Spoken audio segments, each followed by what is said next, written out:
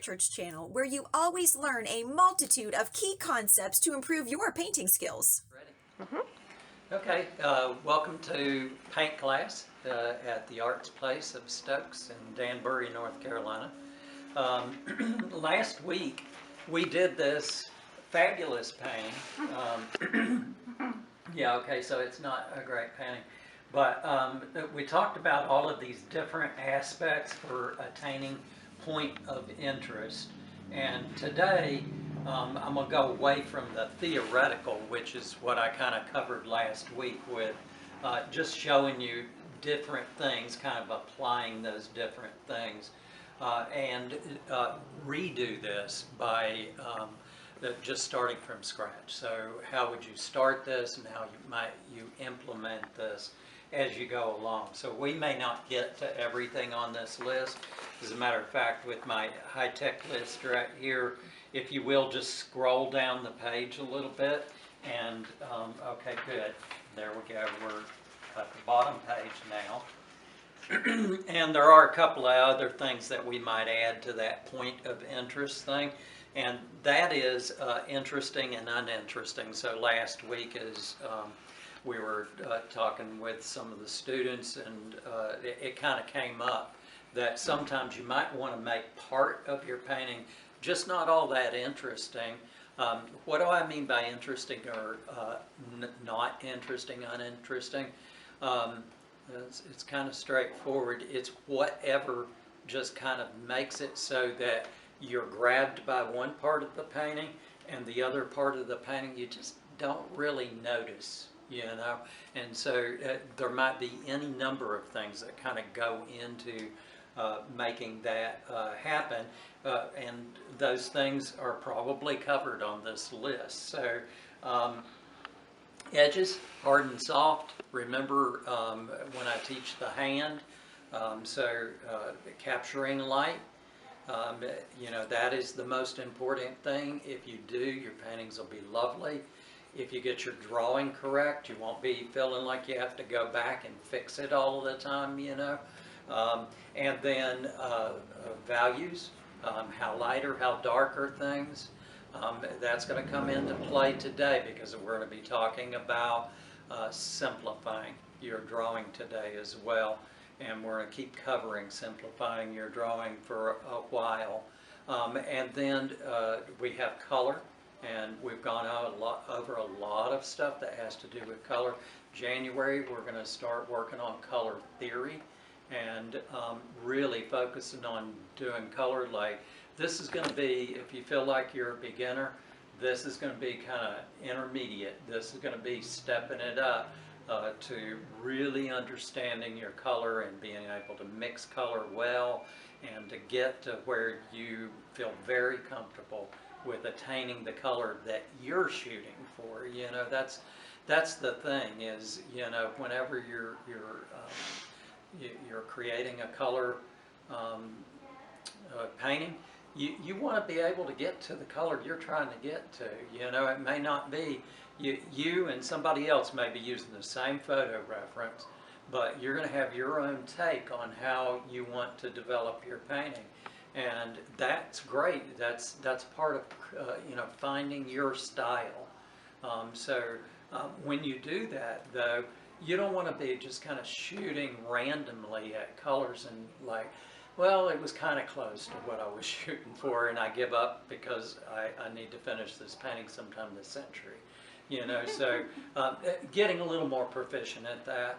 Anyway, color is one of these last things, and then the very last one is edges and textures. And so edges can be hard, you know, sharp edges. They can be soft edges, and so a soft edge, for instance, might be mist, you know, so that you don't see where one thing begins and another ends as clear. A hard edge would be something where you absolutely know exactly where this starts and where it ends.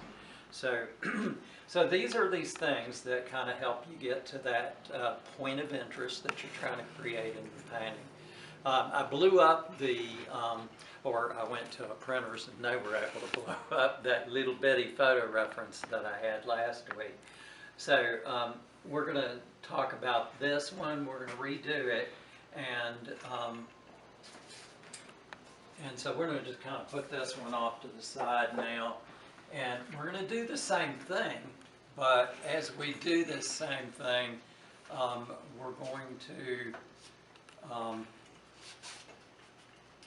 going to kind of start it from scratch, the way that you would ordinarily start a painting. So we're going to create big blocks of value and color, and as I was saying before, we want to talk about simplifying. So right off the get-go, I want to talk about some of these things that we might do to simplify.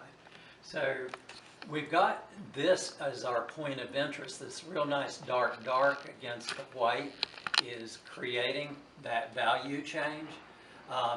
But this back in here, this green roof and so forth, I think it's just cluttering our composition.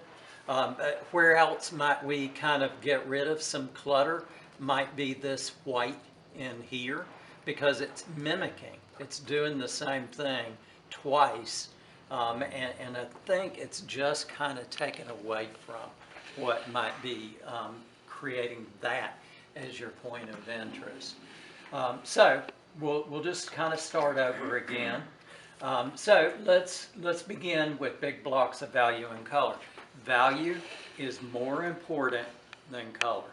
So these are in order of precedence, right? This is values, this is color. So let's start with values.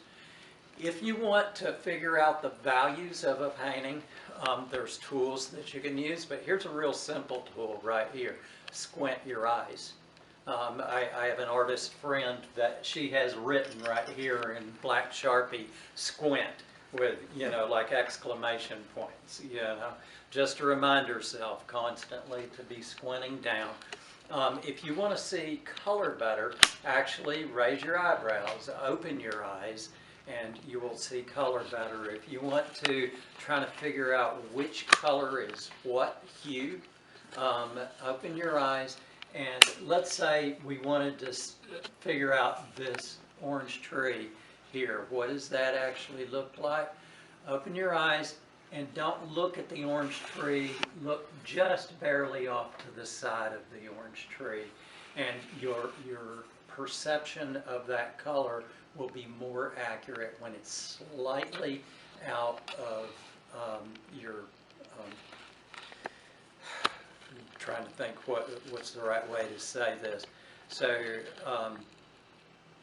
what do you call it when you're seeing some peripheral? So it's just ever slightly peripheral to the center of your focus. You'll actually be able to see color. And so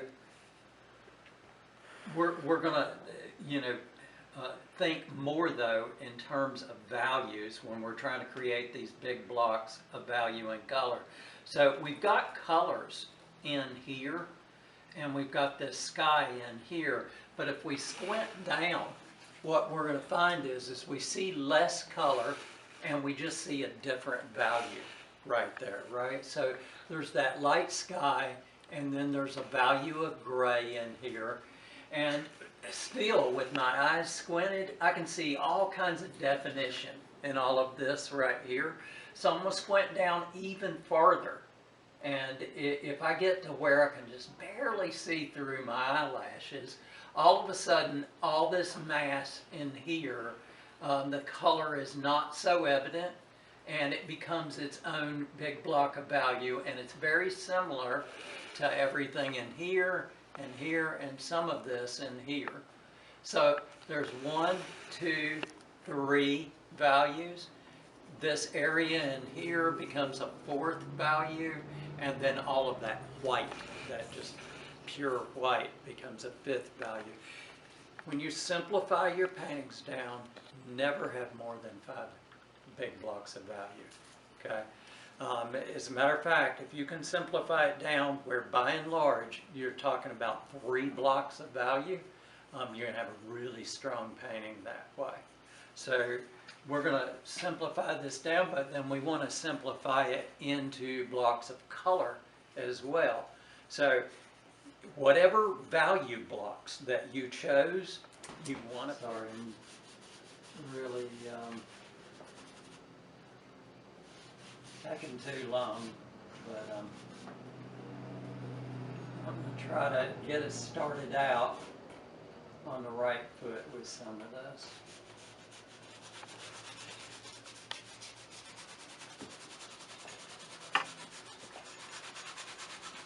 This is too dark.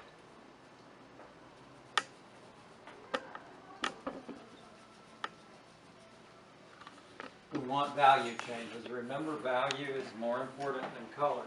If you notice this kind of thing as you're painting, you have to have the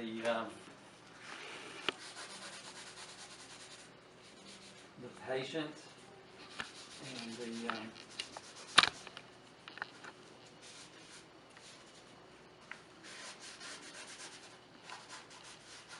whatever it is that gets you to go ahead and pull this back off and go, oh sure, I got it too dark. I've got to fix it. Because if I fix it right off the get-go,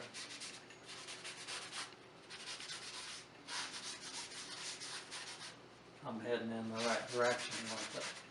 And if I let it go, I'm going to just settle the whole rest of the way through the painting. You've got to be able to get these big blocks of value and color.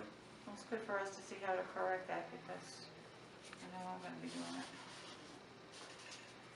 Yeah, everybody's going to do it sometime or other, you know. It's just so easy to pick that wrong color and then go, oh shoot. Okay. There you go. Live painting. Anything could happen. If that's the worst of it, I guess we're okay. So you're just extracting the too dark color? I did, and now the canvas is kind of showing through a little bit. And we still are getting that kind of gray-green color. If you want, you can go back with, you know, a little more color.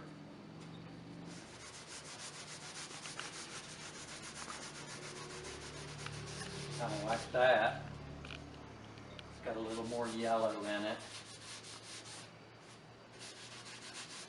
Nice and light.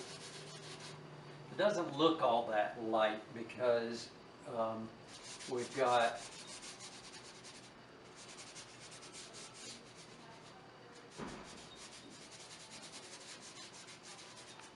that white still on the canvas that's showing itself out. Okay. And then our last step then would be to a little more accurately define some of this that is lit. You'll notice the front of the barn, it's in white right here. It is not. You can see a little bit more of that kind of reddish brown color on the side over here. Looks like maybe it's been painted onto that barn. Same thing happens on this portion of this barn.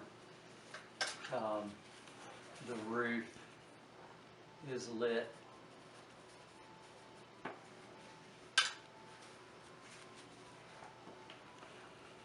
Get that perspective correct.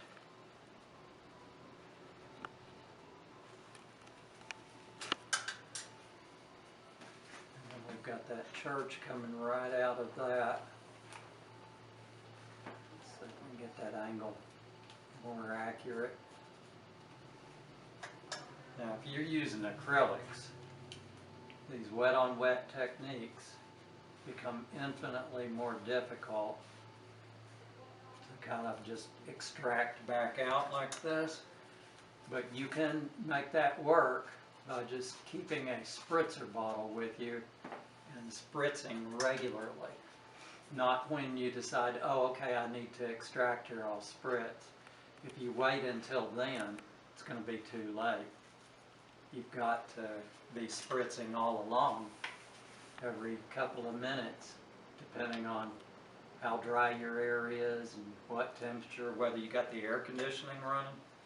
Air conditioning actually dries it out faster than the heat. You have the heat on because of the way an air conditioner works. It drops the humidity. So this is just one big blurry object right here.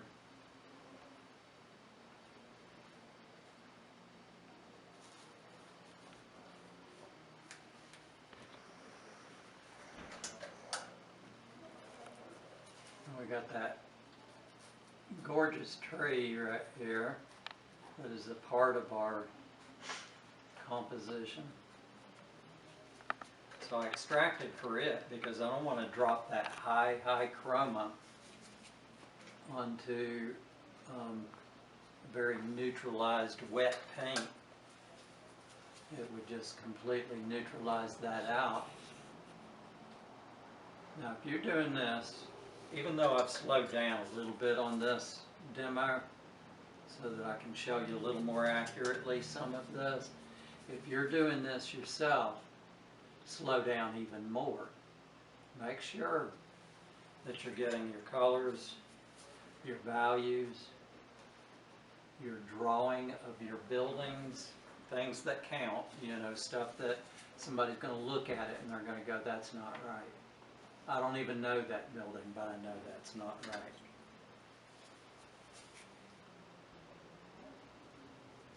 The steeple's interesting because it's got a curve to the bottom part of it.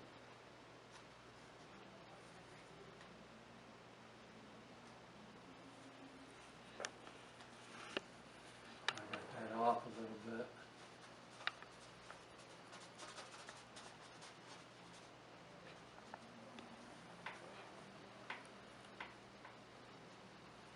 Okay.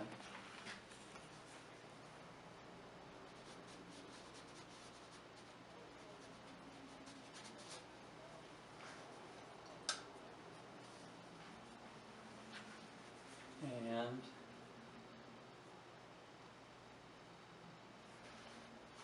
got a cross street in here. Looks like a street goes up that way.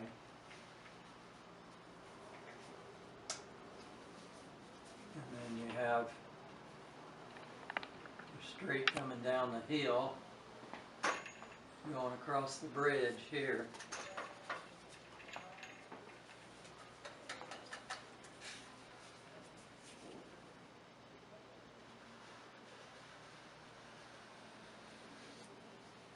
It's actually easier if you have like that metal on the bridge.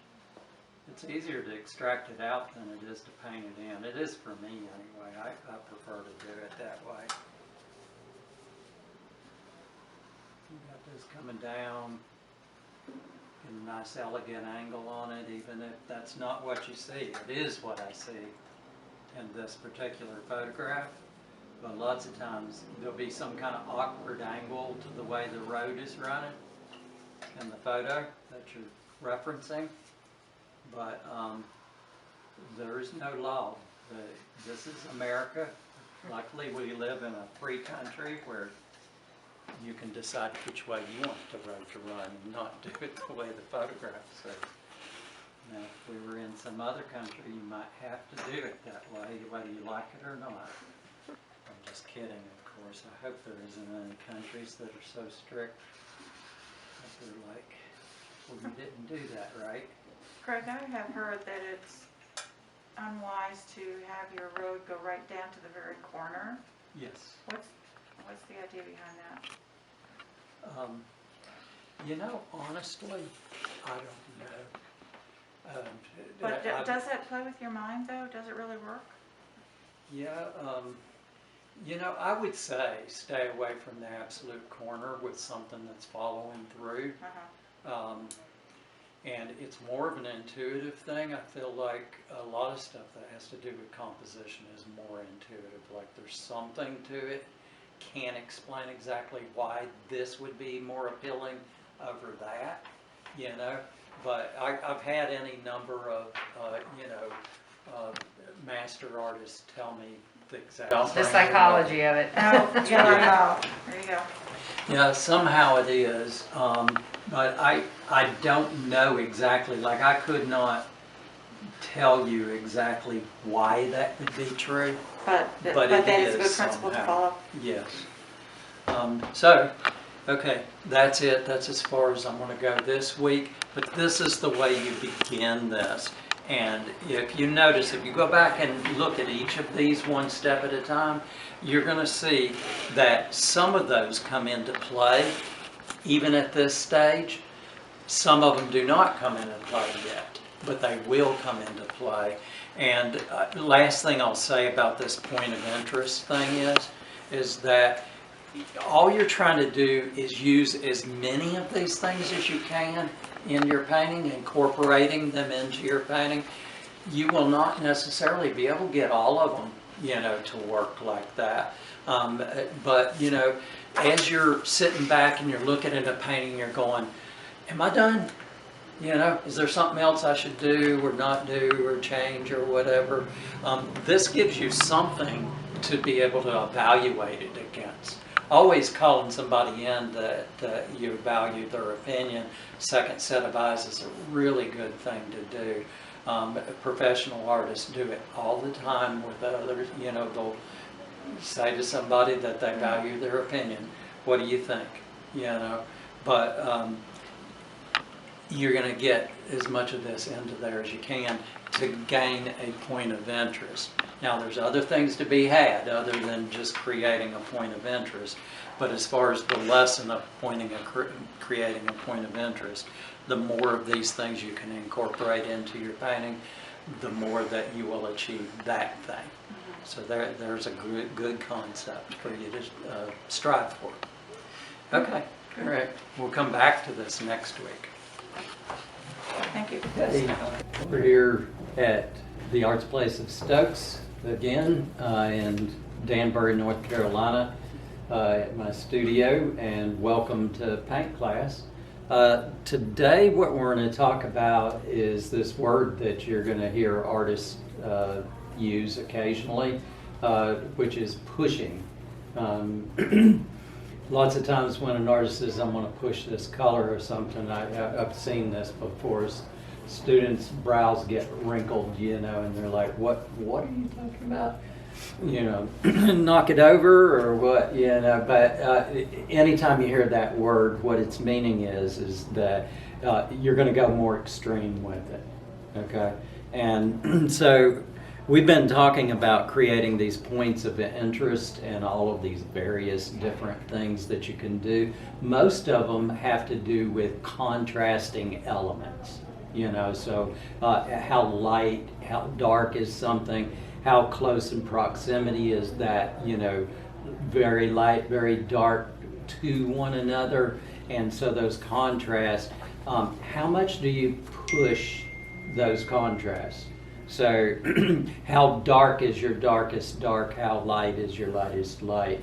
That pushing that a little bit farther until you get a really awesome effect, You can do that, also in this painting we have this like really high chroma tree, and then we have stuff that is way more neutralized out and around it.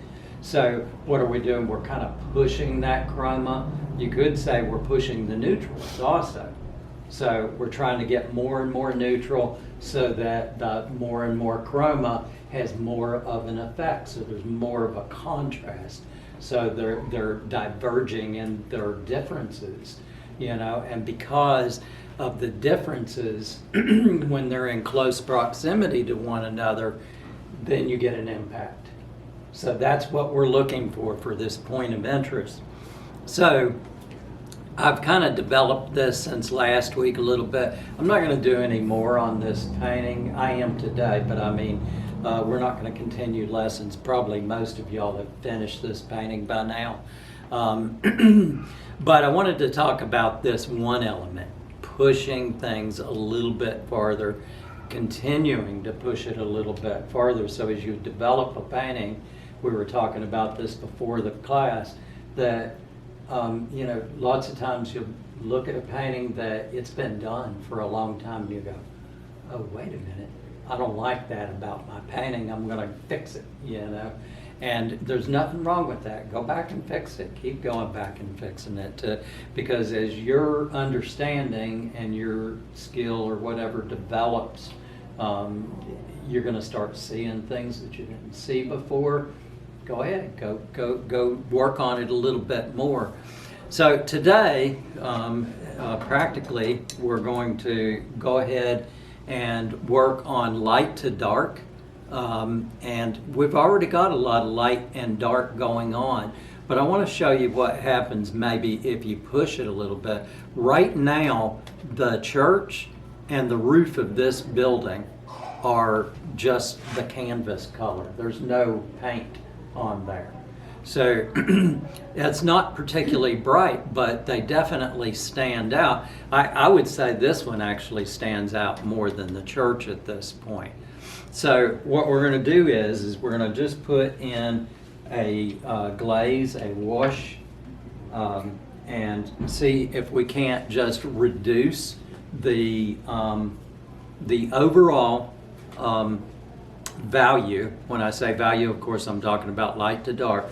The overall value so that it is a shade darker or maybe another shade darker, you know, until we get to where that church, even without paint on there, is going to stand out a little bit more. I'm taking some French ultramarine blue, I'm taking some burnt sienna,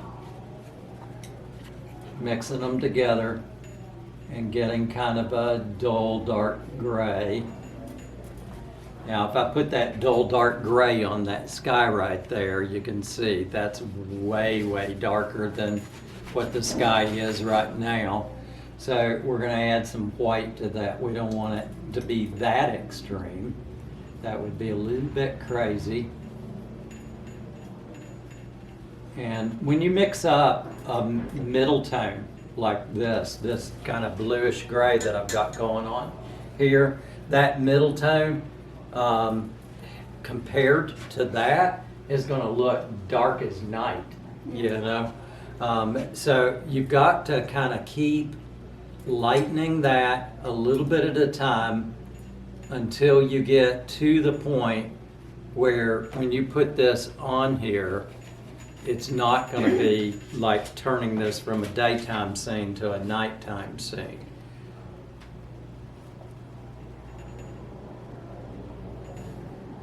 And you can see now, if we had a value scale out, we'd be looking at something that's somewhere in the 1 to 3 range, you know, very light, but it's going to be darker than,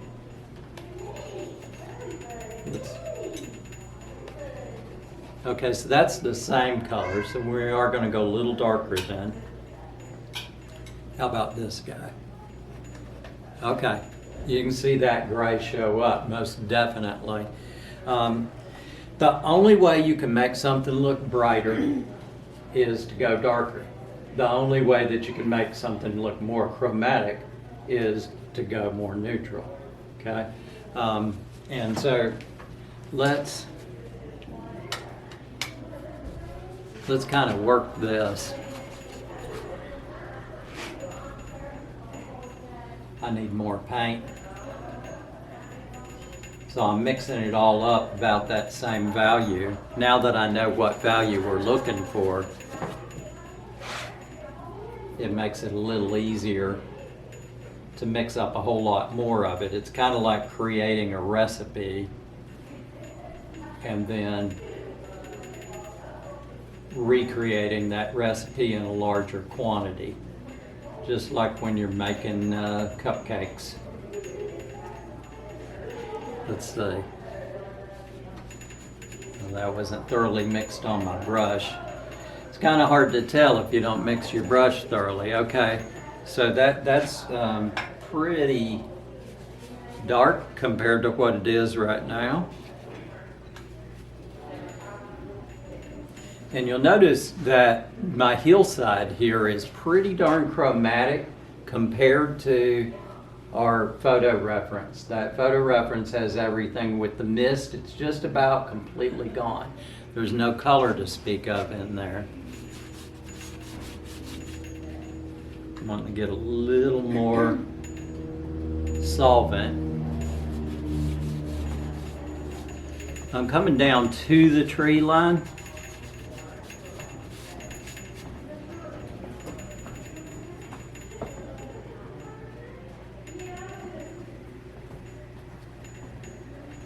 I want a little bluer. I want it gray, but I want it a little bluer gray. You don't want it to look like, oh, there we go. Look at this. Now, it's actually reducing in value.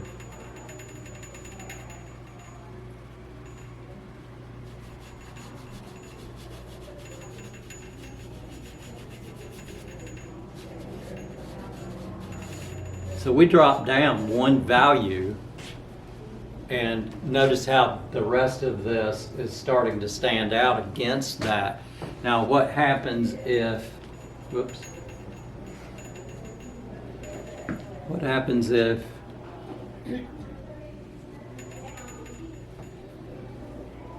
we bring some of this in?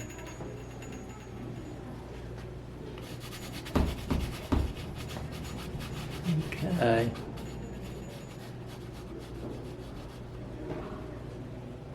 Over top of that hillside, I'm going to lighten it a little bit as I'm going over the hillside itself so that the glaze that I'm adding is a little whiter.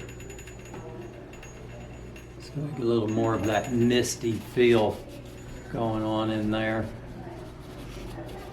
I did this work on this painting yesterday, and it's not dry yet.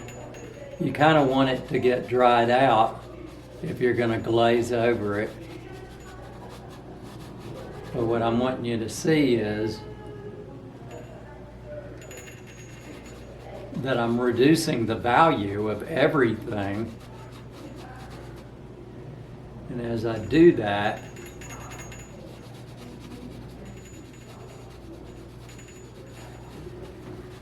this church is going to stand out a little brighter with every value that we reduce.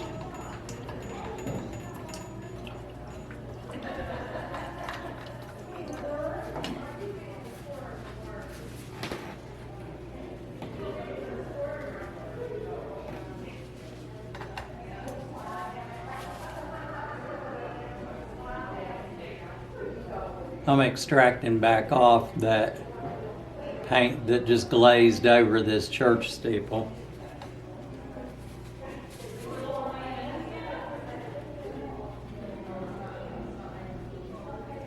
Well, we're at the arts place, and as usual, there's activity going on. You're hearing the laughing and so forth in the background. They rented out the space downstairs for a baby shower. So it's not always about arts. Lots of times it's just about community things. Okay, so that makes that church a little brighter because we got a little darker with our values around it. But what happens if we now apply some actual paint to this and actually lighten the value of the church itself?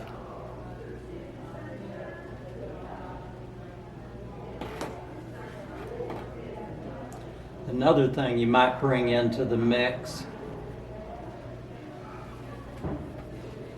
is to thicken the paint.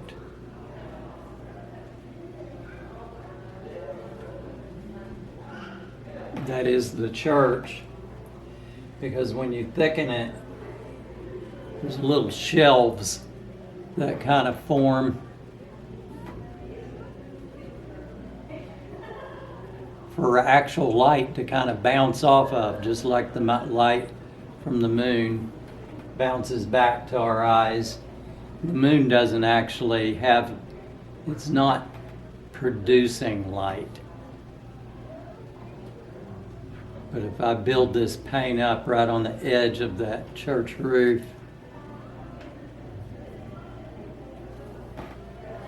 we actually have like a little lip that forms there from the paint.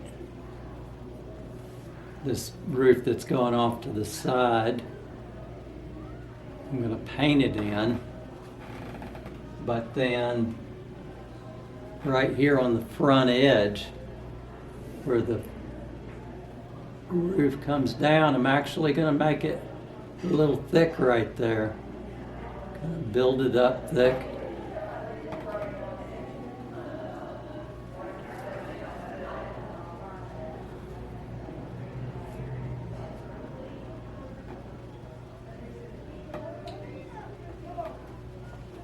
Now, talk about pushing something. I'm really kind of being extreme with this, like more than I might ordinarily do. But I want you to be able to see this.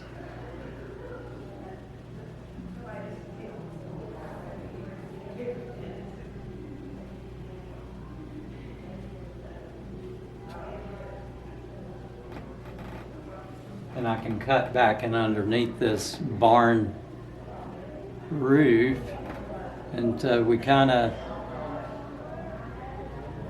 carve out what is that roof.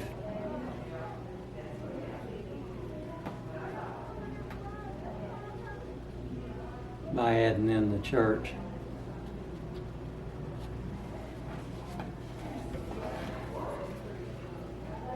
Might actually go with a little bit smaller brush to do some of these other details on the church.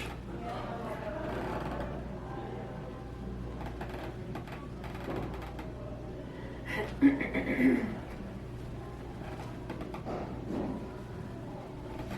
is titanium white as the whitest white that you can paint with? Titanium white is good and white. I checked out that Dezeen white you were talking about, and I really want to work with that when it comes out, but you can't buy it yet. Oh, okay. Yeah, it's still, I gathered from the article that it is, the chemistry of it has been worked out, but it sounded like they were trying to get financial support so that they could produce it. Oh, okay. So it's not available yet? Not available yet, but I really want to try it when it comes out. There was one of my students at Sawtooth Center that she had bought their product, the Blackest Black, and she said it was a little more hype than it was like actually the Blackest Black. She couldn't see the difference Right. between it and regular black. So I don't know. It's I harder to haven't get much tried it. whiter than that, isn't it? Yeah, this is pretty darn white, but their claim is that their white is 50% whiter than this. So if that were the case, imagine what kind of impact that would have on the very thing that we're talking about today, which is pushing something. You know, so if you're 50% more lighter, you wouldn't have to go so dark in order to be able to have that contrast really happen. So, okay. I think you can see, looking at the church now compared to this building here, that by adding the white and by going a shade darker, that we really got a lot more impact. So oops, I guess I should have dried my brush out a little better before doing that. Okay, so there is some, you know, a more extreme impact. It is pushed a little farther. And so when you're doing your own paintings, and it doesn't have to be this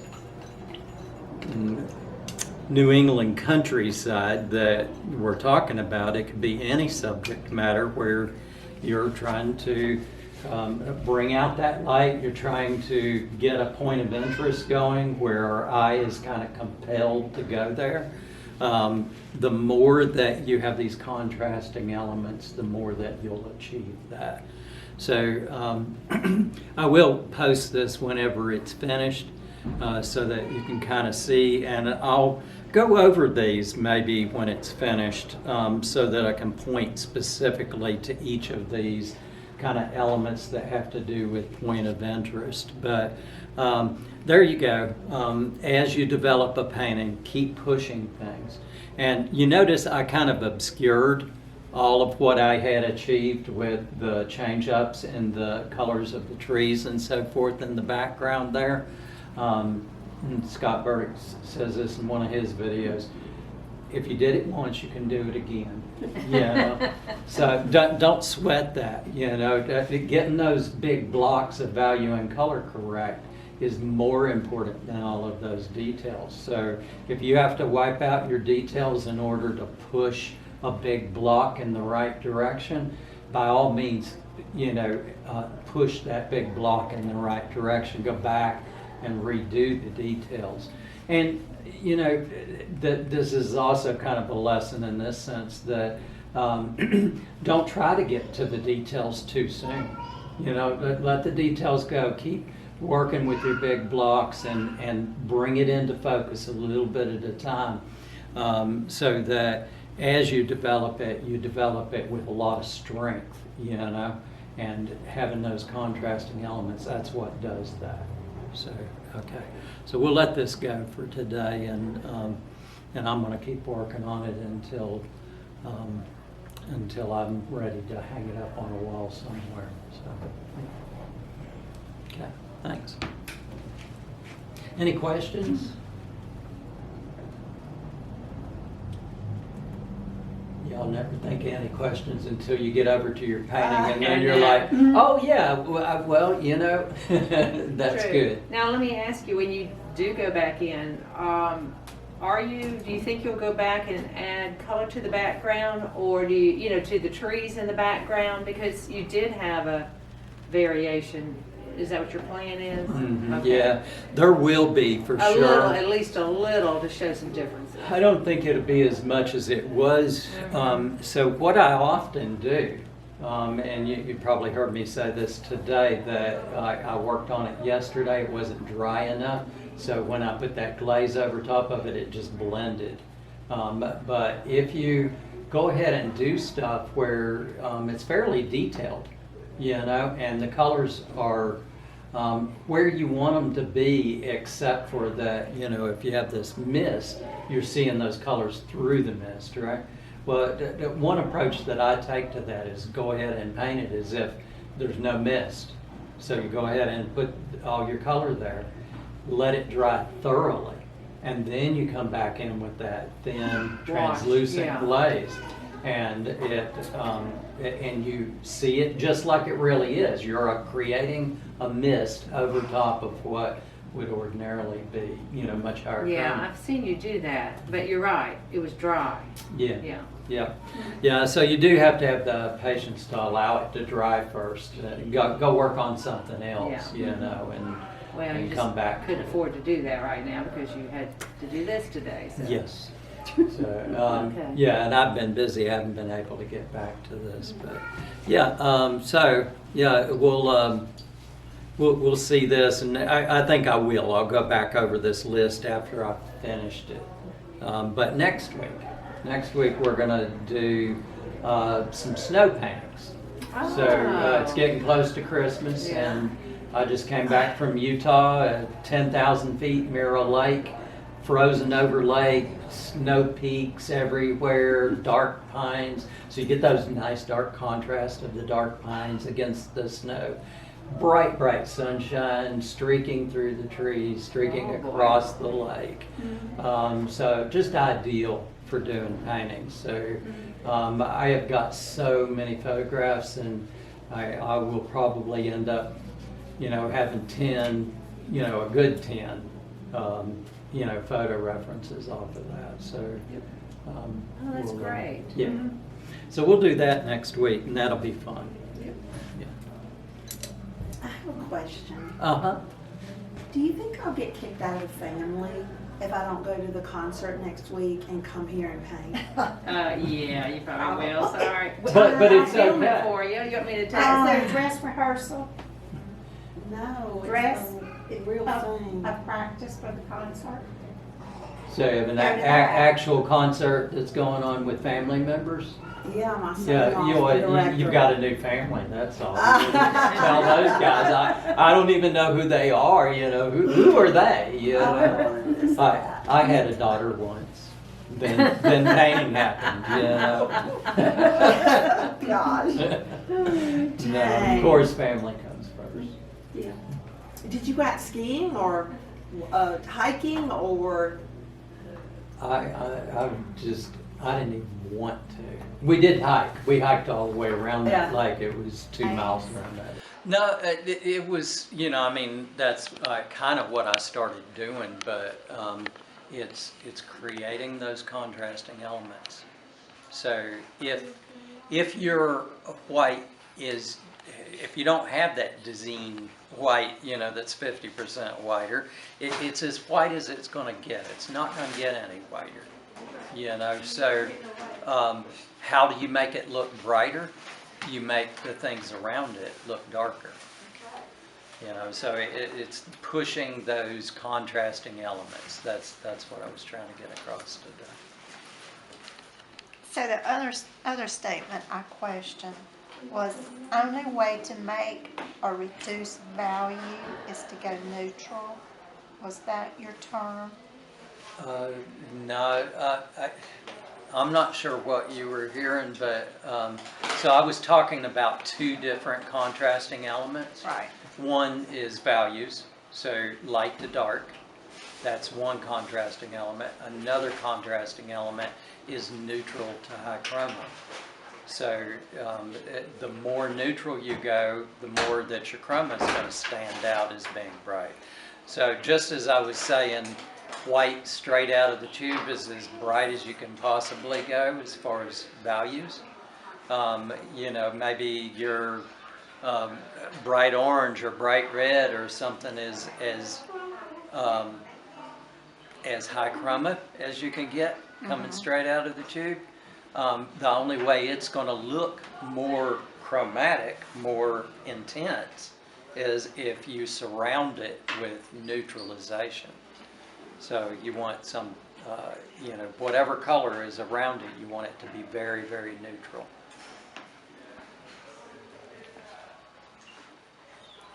And you know, the point of pushing is, you may paint something and you go, okay, this is pretty neutral, that's pretty high chroma. Could I make it more high chroma? No, because it's straight out of the tube. I can't make it any more high chroma. Can I make it more neutral around it? Well, maybe I can. I can push that. You know, maybe I can push a little more neutral. If I'm using white straight out of the tube, can't make it any whiter or brighter or lighter, but I can make it a little darker around it. Okay. You know, I can make the overall painting more neutral, or make the overall painting more toned, you know, darker. So any of that light colors, any of that chromatic colors stand out more and more. The more you reduce the value, the more you reduce the neutralization, or increase the neutralization actually. So, yeah. And then it got muddy. It looks like you're simplifying in the middle there. Not so much of that big cluster of tree.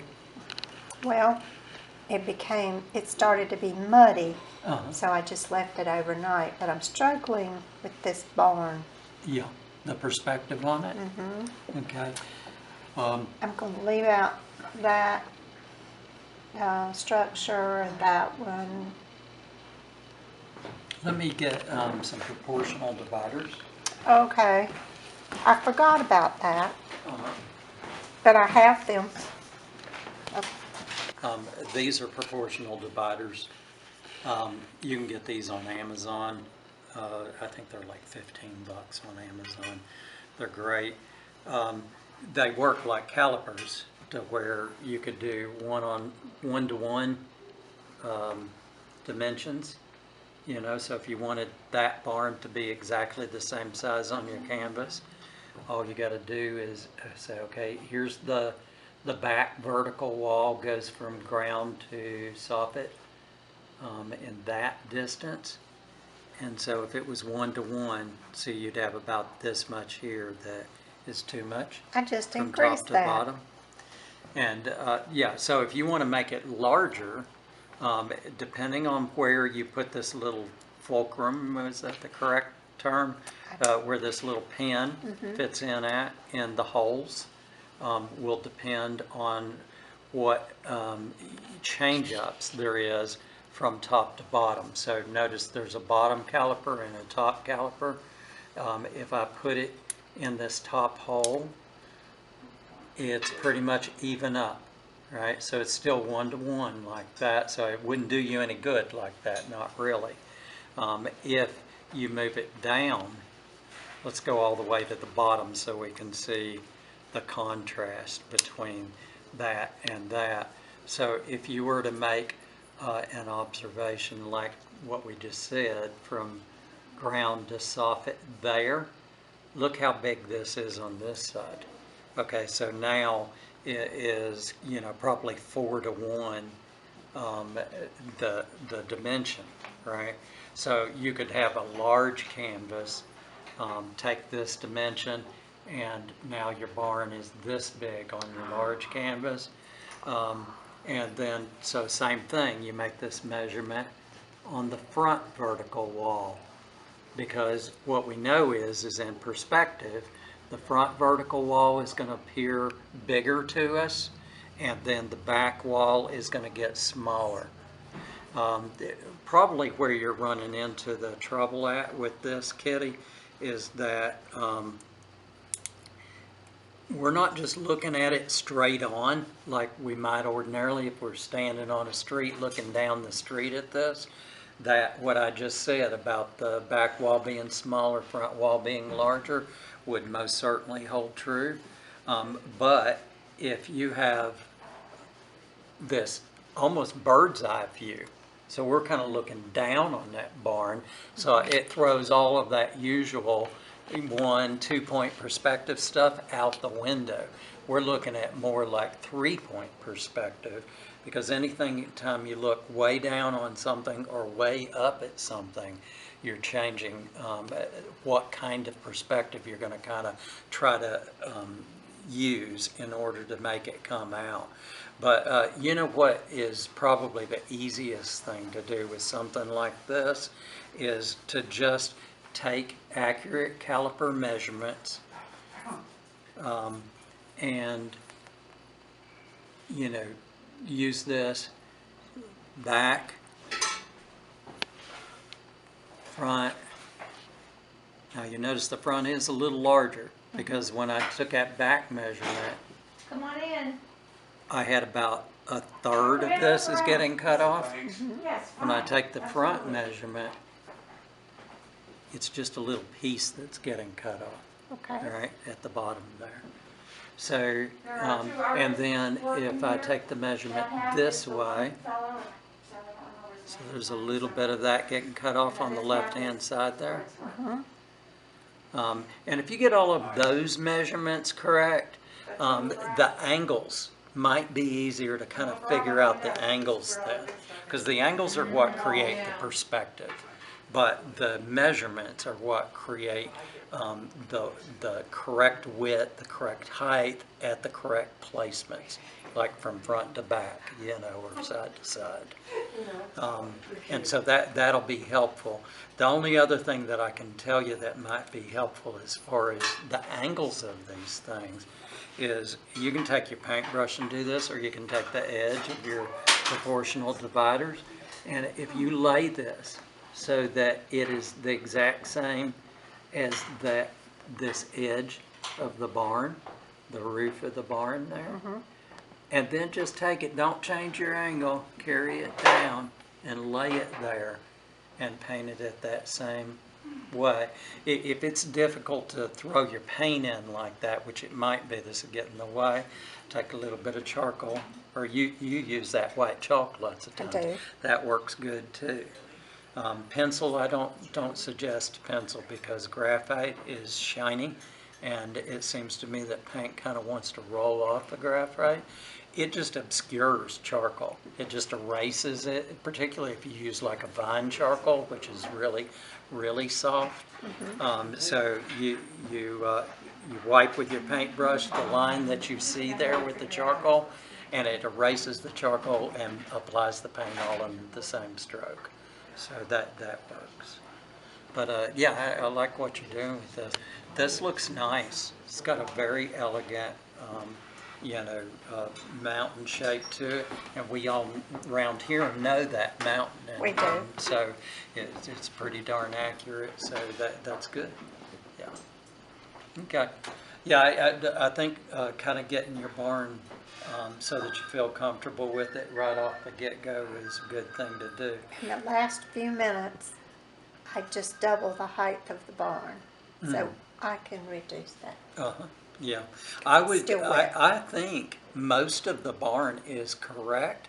It's how far down you came. So I think you could correct this entire barn by drawing a line here at the bottom, and drawing a line here at the bottom. I think it actually should drop down some this way.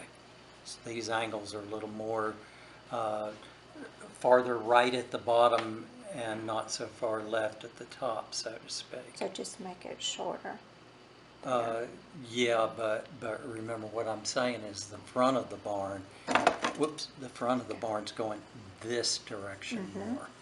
You're making it go even more this Oh, direction. okay.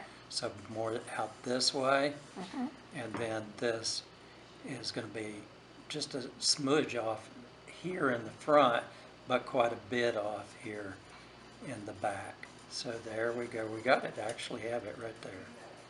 Like so. I see that. Uh-huh. Thank you. Okay, this is come along nicely. I like that.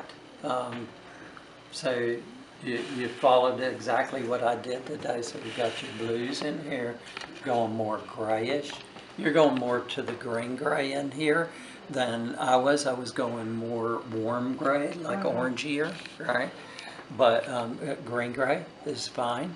And then we're getting a little more chromatic in here. Pulled out for the church, pulled out for this light here, darkness in here, greens, dark greens. I might even, at this point, even in this stage, I might go darker with those darker greens. You can always layer, light greens on top of it. Like you see here, you see that there's dark greens in the shadows and lighter greens where the light's hitting stuff that's kind of standing out. But if you just start with your dark green, you can begin to add light greens on top of it to layering effect to create where you feel like there's lobes standing out and light's catching on that. Right. And as you do that, you can do it to the degree that you want to do it. Okay. But the initial dark, go with the same dark color. Okay. And look for the darkest dark in there. Okay. And I was actually about to start that color. So this here, because it's so thin. That would be one of the last things you do Yeah, in your painting. I wasn't, well, I put it in and then I didn't like it, so I took it out. Yeah, just go dark where you know that you've got darkness in there. Okay. You can always go back in and kind of create, if you made it wider, say you made it this wide for your dark, you can go back in and add paint that is your tree holes, where stuff's showing behind. Right. Later on. Okay. But, what I probably most of the time would do would keep this the thinner dark area and then go back in later with a palette knife or a thin brush and add in those little bits of darkness standing Alright. out Okay, over that top makes of sense. stuff. Yeah, that makes sense. The layering's just easier to do Uh-huh. instead of cutting out like that with color. Okay. Now with something like this, like the church, it's easier to cut that in by adding color than it is to go in and add this white down at a line and then add dark paint here. It's easier to do Okay. it that way. But yeah, this is looking good. Okay. I like this color right in here. That's very true to that color there. That's nice. Thank you. I can't tell you what it was. Most of these colors we have no name for it. Not unless you pull out one of those gigantic boxes of crayons and you go, oh, it's that one. This is Jamaican yellow green. Uh-huh. You know. Yeah. Yeah, I don't know it was a mix of something or other, but I don't know what it was that got me there. I must have Jamaican on the brain because we watched Cool Runnings again, probably for the 500th time Oh. last night. That is so funny. That's a great movie. It is. Great movie. Yeah. Okay. So I'm on the right track? Right track. Okay. Yeah, looks good. Awesome. Thank you. Is it supposed to go this way or round that way? Does it matter? No, well, you know what Bob Ross used to always say, it's your little world, right? Okay. So this is the photo reference, and so you use that to create your work of art. Right. But how you decide to go ahead and make that road go is up to you. Okay. The only thing I'll say about it is, again, with perspective, like, see, this is kind of wide right here compared to here and here. Right. I would bring this on out a little wider. Okay. You know, as it comes towards us, let it get a little wider. As it goes away from us, let it get a little narrower. And then if it does make a turn like this, the turn is always going to be much narrower. Okay. Because we're seeing that road where it's going across there. We're seeing the flat of the road. Yeah. Here, we're seeing the road going up, so we're seeing it looking down on the width of the road. But once it turns the corner, it's like my hand laying Okay. flat. Okay. So here we see it, up here lays flat. Okay. Except for I can't do that with my old gnarled up hand. Me either. I got one too. Okay. Okay, cool. Okay. Thank you. Hey there, I hope you enjoyed that video, and I hope you're getting a lot of value out of all of these videos that we're posting on the artist Craig Richards channel. There's all kinds of how-tos, there's the weekly paint class, and there's occasional outings like going out in plein air somewhere. We're going to be going down the Yadkin River in the spring, going to museums, things like that. I think you'd enjoy those. If you're getting value out of these, then like, subscribe, hit the notification bell. You have to subscribe in order to be able to hit the notification bell, and that's for you. The reason I'm saying that is so that you know when the next paint class is coming out, so that if you're working on a painting and we're doing it again the next week, that you can follow along with us. And leave us comments, not just for me, but for the students as well. Say, Deb, you did a great painting, Kitty, you did a great painting, or Craig, you did a great demonstration this week. That builds us up. And we want to build you up as well. We want to help you to keep painting and keep growing. You're doing great. Don't tell yourself you're not. You are doing wonderful. Just keep at it, and you'll learn and grow each week with us. So, happy painting.